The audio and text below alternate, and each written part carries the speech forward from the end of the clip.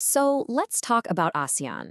This is a region that's been built on centuries of connection, but right now it's facing a massive test of its unity. How does a group of such diverse nations with this incredibly deep history of trade handle all the pressures of the modern world? Well, let's get into it. We're kicking things off with this, and yeah, it's pretty blunt, but it cuts right to the heart of the issue. In a world full of supply chain chaos and geopolitical shifts, the need for a truly unified ASEAN isn't just a nice idea anymore. Nope. It's an absolute economic and strategic necessity.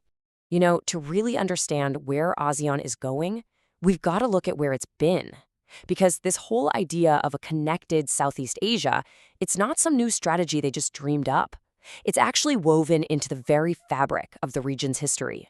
What's so fascinating here is you can see it's all one continuous story. You see the evolution from these early trade networks way back in the 13th century to the rise of powerful maritime cities, then the key colonial ports, and finally to the integrated hub we see today.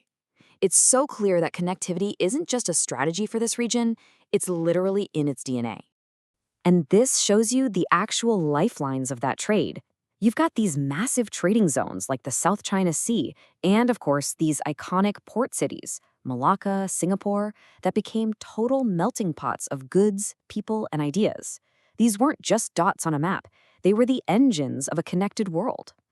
All right, so with that incredible history of connection, how does it all hold up today? Well, it's facing a massive 21st century stress test, the modern global supply chain.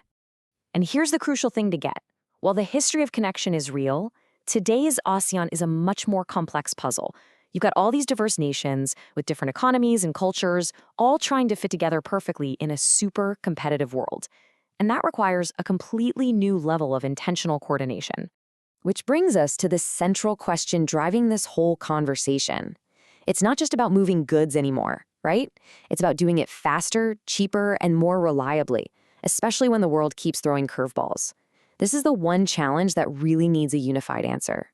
So, what is that answer? Well, leaders across the region have been working on a new blueprint, a plan designed specifically to tackle these modern challenges head-on. It's officially called the Framework on ASEAN Supply Chain Efficiency and Resilience. Now, the two key words to really focus on here are coordination and adapt. So think of this less like a rigid plan and more like a strategy to make the whole system flexible, able to respond to whatever comes next. It's all about different sectors working together so the region can bob and weave. And the goals are refreshingly simple. First, make things cheaper for every member state. Second, make the entire system faster, more dependable, and just plain tougher. And really, these two goals are totally intertwined. You can't have one without the other.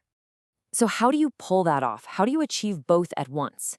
The framework's big answer is digitalization. The core idea is to shift the focus away from just the physical things, the ships, the trucks, and onto the digital nervous system that connects and manages everything. That's where the massive gains in efficiency are just waiting to be unlocked. Now, this whole framework is built on a foundation of 5 core focus areas.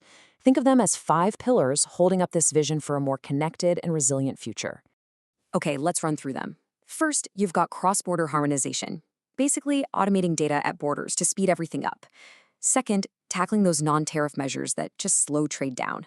Third, embracing digital supply chains. That means bringing in smart tech, what people call Industry 4.0. Fourth is better integration, making sure everything connects seamlessly. And finally, number 5, industrial innovation, driving new ideas in manufacturing itself. Each pillar is designed to hold the others up. And all of this brings us to the most important point. None of these pillars can stand alone. The success of this entire ambitious plan really hinges on one simple but incredibly powerful idea: collaboration and unity. And make no mistake, the stakes are incredibly high. The sources are pretty clear that if this doesn't happen, the consequences could be serious.